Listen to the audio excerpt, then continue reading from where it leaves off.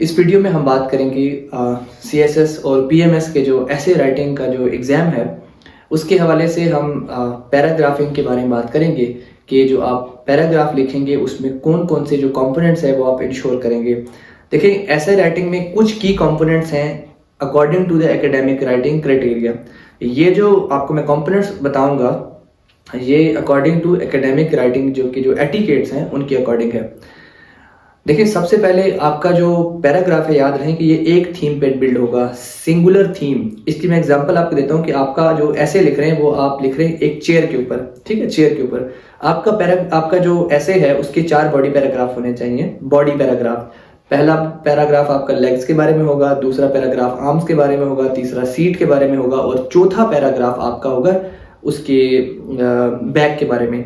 ये 4 किस्म के पैराग्राफ होंगे क्योंकि हर पैराग्राफ में एक कंपोनेंट, जो चेयर का जो एक कंपोनेंट है वो डिस्कस हो रहा है। इस तरह आपका जो हर पैराग्राफ है उसकी सिंगल थीम होगी और वो सिंगल थीम जो रिफ्लेक्ट होगी वो आपकी पहले सेंटेंस से, जिसे हम टॉपिक सेंटेंस कहते हैं, वो उसके अकॉर्डिंग होगी। और टॉपिक सेंटेंस का होना कंपल्सरी है, टॉपिक सेंटेंस का होना कंपल्सरी है, ठीक है। और दूसरी चीज जो कंपल्सरी है वो ये कि जब आपका पैराग्राफ एंड होगा, डिस्कशन वाला पैराग्राफ, मैं रिकमेंडेशन वाला पैराग्राफ की बात नहीं कर रहा और ना ही मैं कंक्लूजन की बात कर रहा हूं, जो आपकी बॉडी पैराग्राफ, डिस्कशन वाले पैराग्राफ हैं, उसके अंदर ये जरूरी है कि जब आपका पैराग्राफ एंड हो तो आपका पैराग्राफ एंड में कंक्लूड हो रहा हो, जो आपका आर्ग्यूमेंट था टॉपिक सेंटेंस में, जो थीम थी, वो कंप्लीटली आंसर हो रही हो। तो आपकी जो लेंथ ऑफ पैराग्राफ है ये डिपेंड करती है आपके आर्ग्यूमेंट के ऊपर कि आपका जो आर्ग्यूमेंट है वो कितना लेंथी था। इसलिए जो पैराग्राफ है उसकी कोई एग्जैक्ट या रिजिड किस्म की कोई लेंथ नहीं है, ठीक है। तो पहला जो आपका सेंटेंस है टॉपिक सेंटेंस है। अगर उस टॉपिक सेंटेंस में कोई मुश्किल बात लिखी है, कोई की वेरिएबल जो डिफाइन होना चाहिए उसको आप डिफाइन करें। उसके बाद जो अपना आर्ग्यूमेंट है उसको मजीद जस्टिफाई करें, एक्सपैंड करें, एक्सप्लेन करें। और फिर उसके बाद जो आपने आर्ग्यूमेंट दिया था टॉपिक सेंटेंस में उसको आपने रीजन देना है कि ये आप जो कह रहे हैं या बिलीफ है आपका ये क्यों है। रीजन के बगैर बिकॉज का जो वर्ड है, हर क्लेम के साथ बिकॉज का वर्ड या रीजन का होना जरूरी है।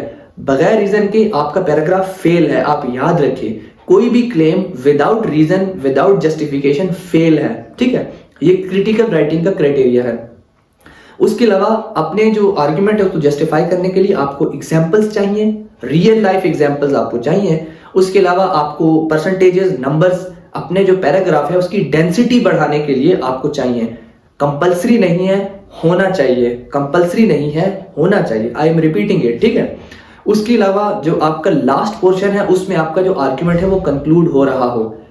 लैंग्वेज आपकी अपनी है, स्टाइल आपका अपना है, बट पैराग्राफ के अंदर ये कंपोनेंट्स होना जरूरी है। एक कॉम्पैक्ट किस्म का कॉम्प्रिहेंसिव पैराग्राफ बनाने के लिए topic sentence, justification, reason, example, reference, percentages और जो क्या कहते हैं क्वांटिटेटिव जो नंबर्स हैं उनका होना जरूरी है। जरूरी इन अ सेंस कि उसकी डेंसिटी बढ़ाता है। कंपल्सरी की कोई क्राइटेरिया नहीं है कि ये ऐसे होना चाहिए। एंड में कंक्लूड होना और टॉपिक सेंटेंस का होना ये कंपल्सरी है, इसको आप अवॉइड नहीं कर सकते। उसके अलावा जो आपके पैराग्राफ है वो क्रिटिकल होने चाहिए, एनालिटिकल होने चाहिए, आर्ग्यूमेंटेटिव होने चाहिए। मतलब कि जो आप लिख रहे हैं, जो आप कह रहे हैं, उसका रीजन देना सबसे ज्यादा जरूरी है। एक पैराग्राफ को क्रिटिकल बनाने के लिए different point of views, different opposing point of view, मिसाल के तौर पे एक टॉपिक के ऊपर ऑथर ए ने ये कहा, एक जो पॉइंट ऑफ व्यू है उसके ऊपर ऑथर बी ने ये कहा। अगर हम इन दोनों को मिलाएं तो इन दोनों से ये सिमिलैरिटी और डिससिमिलैरिटी नजर आती है। तो इन दोनों को अगर हम मिलाएं तो हम ये बात अखज कर सकते हैं, ये नॉलेज हम इम्प्लाई कर सकते हैं। दो सिचुएशंस को, दो आर्ग्यूमेंट्स को आपने जोड़ा और उसके अंदर से एक तीसरी बात आपने प्रोड्यूस की। ये जो आपने नॉलेज प्रोड्यूस किया है ना, ये जो आपने नॉलेज प्रोड्यूस किया है, 2-3 चीजों को, कंटेम्पररी चीजों को, हिस्टोरिकल चीजों को एनालाइज करने के बाद जो आपने अपना आर्ग्यूमेंट दिया है, आपको नंबर इस चीज के मिलते हैं। आपको रेफरेंस के साथ हिस्टोरिकल बातें, कंटेम्पररी बातों को कोट करने के नंबर नहीं मिलते। आपको नंबर अपनी जो एनालिटिकल और क्रिटिकल राइटिंग एबिलिटीज है ना उसके ऊपर मिलते हैं, ठीक है। क्रिटिकल अगर आपका पैराग्राफ नहीं है तो आप पास नहीं कर सकते, ये याद रखिएगा। तो ये ऐसे राइटिंग के कुछ की कंपोनेंट्स थे। अगर आई होप आपको समझ आ गए हैं, अगर आपको समझ आ चुके हैं तो आप अपना जो CSS और PMS राइटिंग का ऐसे का जो कोर्स है उसको आप बआसानी पास कर सकते हैं। Thank you so much.